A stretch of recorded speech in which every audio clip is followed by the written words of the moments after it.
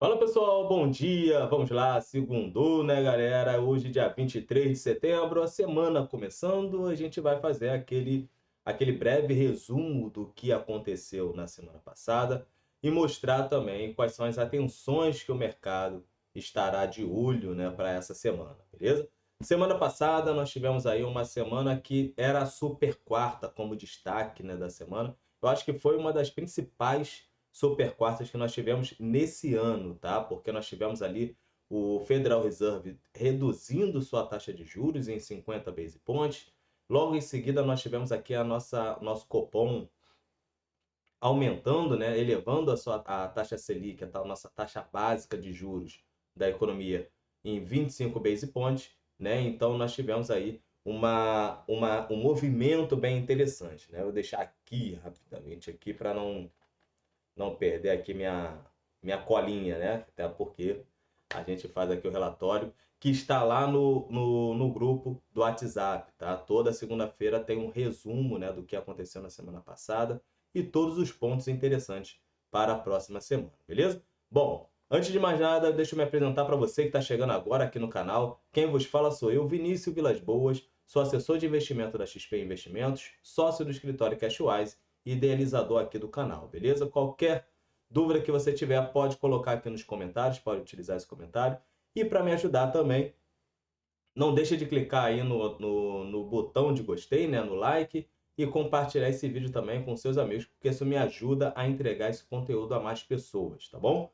Bom, vamos seguindo para entender a semana passada. A expectativa total do mercado, conforme eu falei, era de redução de taxa de juros nos Estados Unidos e subida de juros aqui no Brasil. Isso faz um diferencial de juros, né, para o que é o chamado carry trade, né, onde os investidores estrangeiros acabam trazendo mais recursos para a nossa economia. Isso é positivo, tá? Sendo que isso vai fazer com que o movimento de ativos domésticos comece a subir, ou seja, a bolsa um pouco mais para cima, e como a galera, para investir aqui dentro, tem que vender dólar e comprar real, isso acaba fazendo com que o dólar venha para baixo, tá? Na sexta-feira isso não ocorreu, a gente já vai olhar aqui direitinho, vou mostrar para vocês o gráfico, justamente pela questão do fiscal, tá? O fiscal ainda continua sendo um dos fatores que mais trazem preocupações para os investidores locais, beleza? Bom, lá nos Estados Unidos o movimento só não foi mais forte em busca dos ativos de risco devido ao comunicado do Jeremy Powell mencionando que esse início de corte, esse corte inicial de 50 base points, não será predominante para as próximas reuniões, tá? Na próxima reunião a gente pode ter sim um Federal Reserve que de repente venha manter a taxa de juros, pode ter um movimento de redução de 25 base points e não 50 base points, como foi nessa última reunião. Então, a gente agora vai ter que aguardar a ata do Fed para a gente começar a entender melhor o que está na ata e não estava tão claro assim no discurso, tá? Então, esse é o movimento. No entanto, nós tivemos as bolsas norte-americanas na semana passada acumulando uma alta, né? Então, nós tivemos Dow Jones subindo 1,62%, tivemos o Nasdaq subindo 1,49% e o índice S&P subindo 1,36%. Foi bem interessante. Agora, para essa semana, a gente tem ali como alguns fatores, né, de destaque, tanto o índice PCE, né, que vai sair na sexta-feira, e na quinta sai a versão final do PIB norte-americano do segundo trimestre. Beleza? Vamos entender se realmente a economia norte-americana está vindo para um soft landing, que é aquele pouso suave, conforme o presidente do Banco Central norte-americano vem falando há bastante tempo, tá? Ou se Jerome Powell e o FONC, né, que é o comitê, está correndo atrás do prejuízo ao reduzir a taxa de juros. Vamos entender um passo de cada vez, beleza? Bom, deixa eu mudar a telinha aqui para vocês.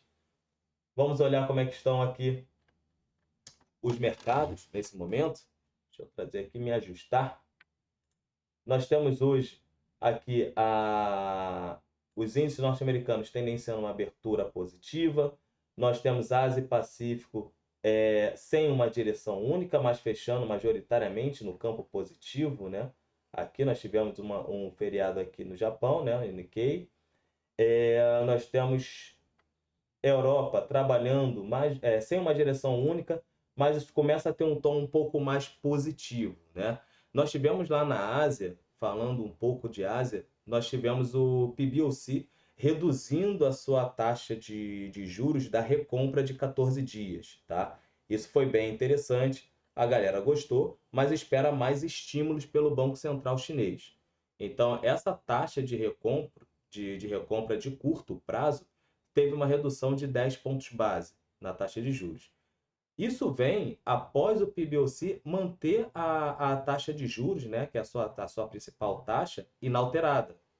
Essa manutenção da taxa de juros da China, ela, num primeiro momento, trouxe uma preocupação para o mercado, que esperava um estímulo maior devido ao crescimento chinês, né? Então a China precisa crescer os seus 5,5% no ano.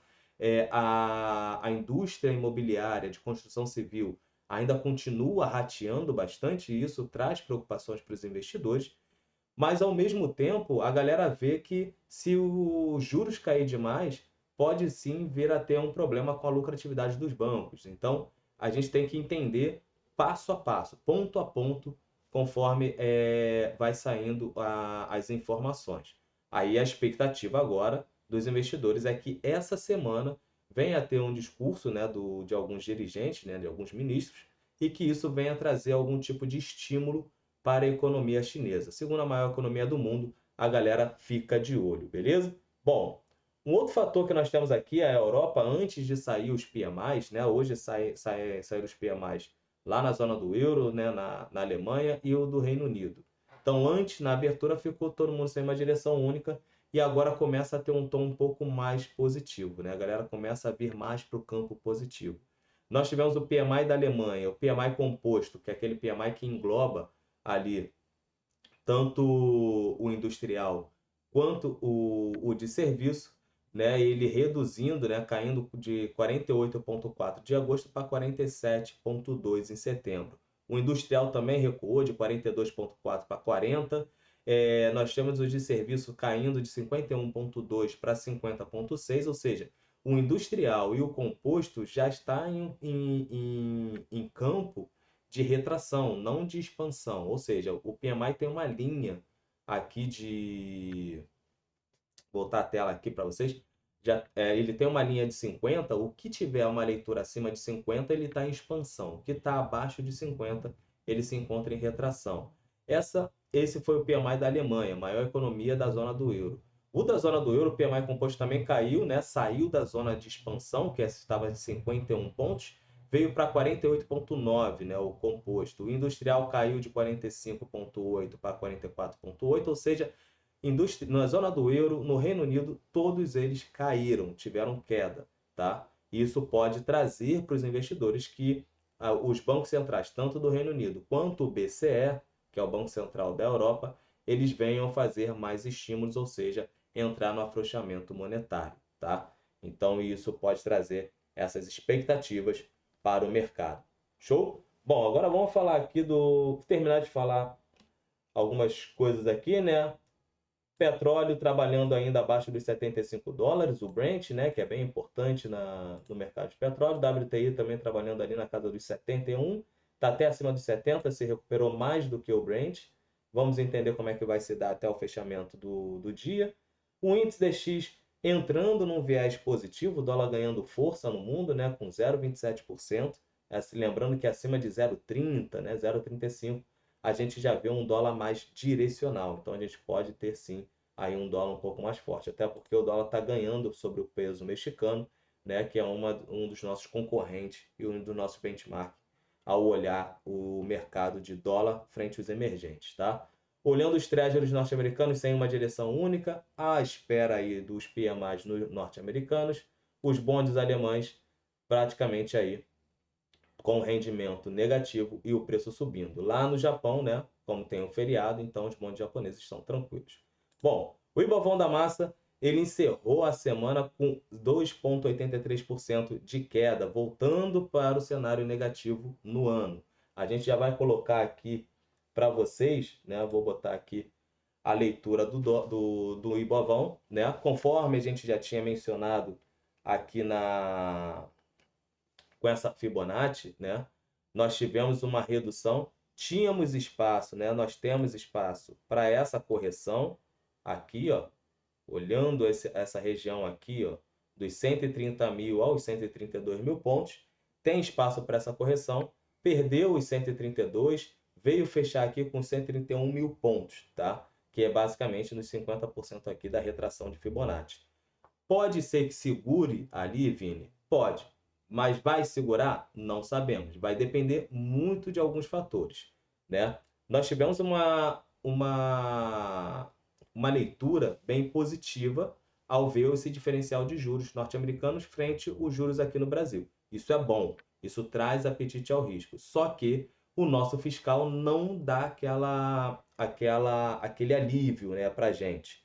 Então, nós temos essa subida da taxa de juros, que foi para 10,75, foi considerado um comunicado duro, né, para o mercado, ou seja, hawkish, mostrando que nós podemos ter altas sequentes, né, vamos botar assim, para as próximas reuniões, beleza? E o mercado já espera isso. Só que o fiscal, né, traz uma preocupação maior. Nós tivemos a divulgação do relatório bimestral nessa sexta-feira em relação a receitas e despesas da economia, e a gente vê que a equipe econômica se coloca cada vez mais em uma posição de cheque, né? Ou seja, precisa ter um aumento nas receitas, precisa ter um controle nas despesas, e a gente vê que o controle nas despesas isso não está trazendo bons ventos, vamos botar dessa forma. Então a gente tende a ter uma pressão maior na nossa taxa de juros. Foi o que acabou acontecendo, né? E trouxe uma preocupação e penalizou bastante as ações cíclicas no nosso Ibovão da Massa.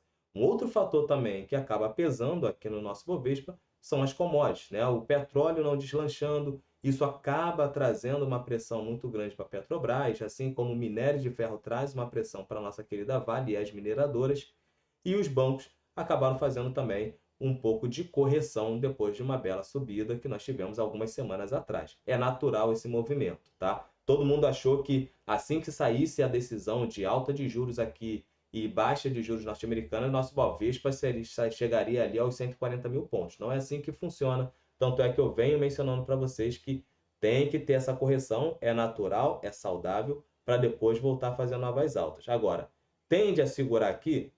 Pode segurar. Agora, vai segurar é uma outra questão, beleza? Nós tivemos a doleta ganhando um pouco mais de força, chegou a perder os 5,50, né? Mas o fiscal, conforme eu falei, não deu trégua, né? Com essa decisão que nós tivemos nos Estados Unidos e aqui no Brasil, e com a preocupação fiscal, os juros acabou tendo uma alta um pouco mais firme. Com esses juros tendo alta mais firme, acabou pressionando o dólar também, trazendo a doleta ali para cima dos 5,50 novamente. Ah, Vini, então agora o dólar é R$ 6? Não. Temos aqui os 5,50, conforme eu falei, tem briga na subida nos 5,70, tem briga na descida nos 5,30 e tem briga numa definição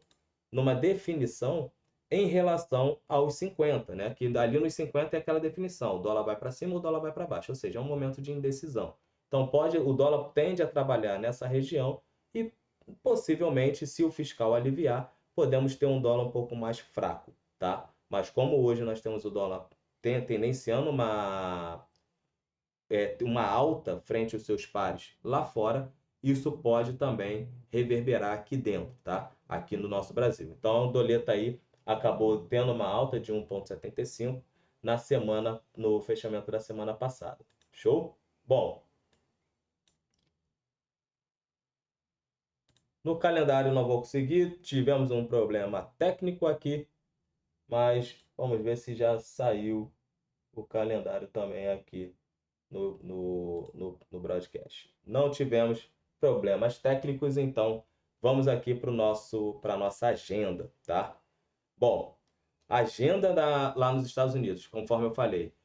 A atenção vai estar no PIB norte-americano e no índice PCE, tá? O índice PCE que é o índice de gastos pessoais nos Estados Unidos, uma das maiores ferramentas, indicadores, né, de inflação que o Federal Reserve toma como decisão para cortar taxa de juros ou elevar a taxa de juros, tá? Ganhou muita força esse indicador, junto, obviamente, com o principal indicador do mercado de trabalho. Essa semana nós temos índice PCE e temos também na quinta-feira a revisão do PIB, né? O resultado final do PIB do segundo trimestre dos Estados Unidos.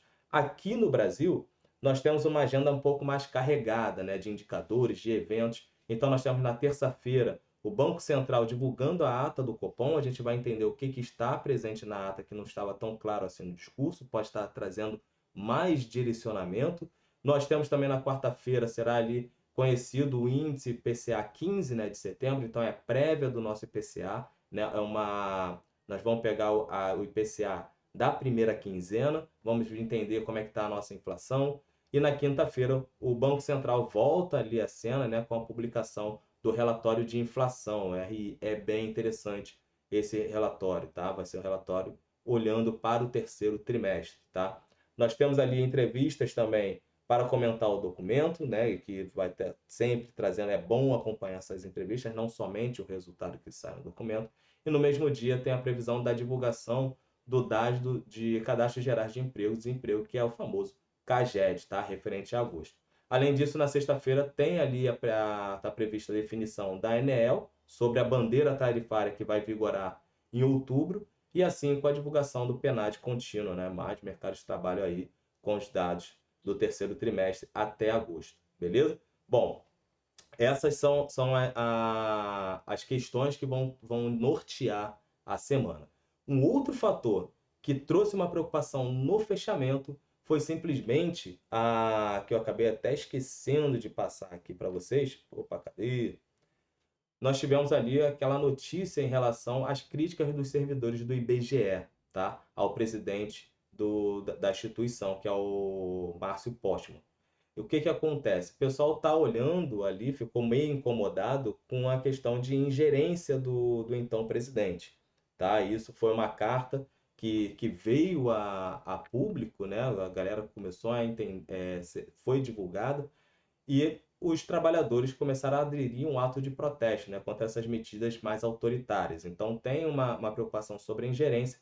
Isso foi direcionado também tanto para as ministras, né, a Esther, que é a ministra da Gestão, e Simone Tebet, que é a ministra do Planejamento, tá? Para poder ser notificadas e entender agora o que vai acontecer ali. Então, a gente está falando do IBGE, estamos falando do principal instituto ali de estatística do país, tá? Então, a maioria dos dados, né, importantes saem dali do IBGE. E quando você tem um fator de ingerência, isso traz uma base um pouco mais abalada do governo. Então, isso traz preocupações, e preocupações a galera bate ativos de risco e toma ativos de segurança, é natural. E isso foi um dos fatores que fez a curva de juros ganhar um pouco mais de força e, consequentemente, também uma desvalorização do nosso real frente ao dólar, porque a galera tomou um pouco mais de dólar por proteção. Beleza? Bom, forte abraço, pessoal. Muita atenção com o capital de vocês e até mais com mais informações aqui no canal e lá no canal do WhatsApp. Não deixem de acompanhar lá no canal do WhatsApp. Aqui na descrição do vídeo tem um link para você entrar no canal e ficar bem informado com as notícias do dia a dia. Valeu!